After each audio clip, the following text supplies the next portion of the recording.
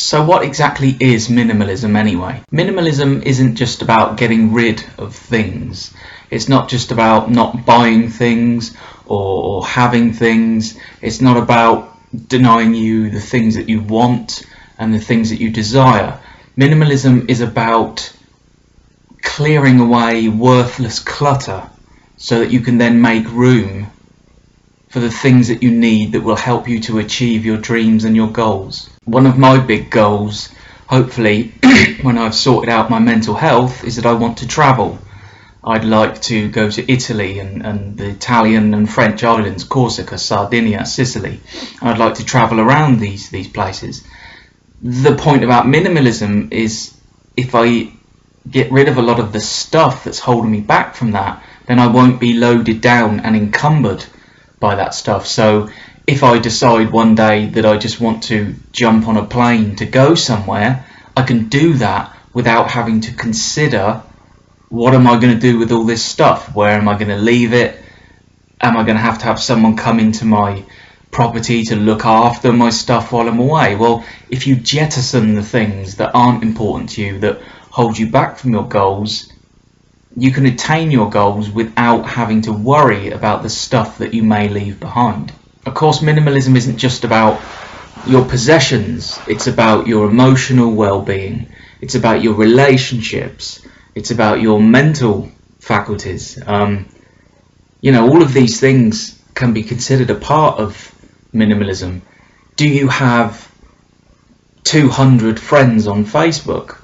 Well, how many of those friends on Facebook are actually friends?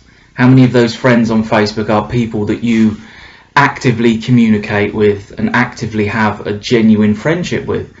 Having 200 people in the digital world that you don't know too well is not the same as having 3, 4, 5, 6, 10, 20 really good people that you can see every day and connect with and talk with. So your digital life can be considered a part of minimalism. Do you have lots of people on all these different social networks that you connect with, but they're not really your friends? They're not really the people that you socialize with. All that minimalism requires of you is that you consider what you buy, you consider what you consume, you consider the things that you hold on to, you consider the things that are serving you the best. Are your possessions serving you, or are you serving them? Do you own them, or do they own you?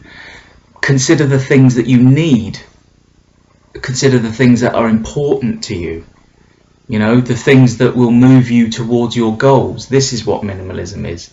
It's not just about getting rid of so much of your things that you end up only owning 100 items. There are lots of people who do that and it works for them. That's fine. But minimalism isn't about having a set number of things. I own a huge number of books, and sometimes people criticize me and they say, how can you be a minimalist when you've got all these books? Well, books are a massive part of my life. In fact, books are the most important part of my life. Besides myself and my health, books are everything to me. I write every day. I read every day. The things that I write often need me to make references to things, history, real people, real situations. So I draw on my books. My books help me to attain happiness. Minimalism is ultimately about trying to attain more freedom. The more of the extra stuff that you jettison, that you give away, that you get rid of, be it possessions or emotions or friends that maybe aren't really your friends. Maybe you have some friendships that are toxic and not good for you. Do you spend your time around people that don't make you feel so good? Well, if that's so, those people aren't helping you attain your goal of freedom and happiness. Ultimately, minimalism isn't about having less stuff. It's about making more space for the stuff that's incredibly important to you. I am nowhere near the minimalist that I want to be. I still have a long way to go. But the changes that I've made in the last 2 years of my life have been so massive. I own very little, but the things that I do own are incredibly important. My books are incredibly important. my writing materials, the notebooks, the paper, the pens, the bottled ink that I write with, incredibly important. My laptop, my camera, incredibly important. My bike, my mountain bike, again, massively important because it's my mountain bike that is helping me achieve my goal of getting fit and healthy.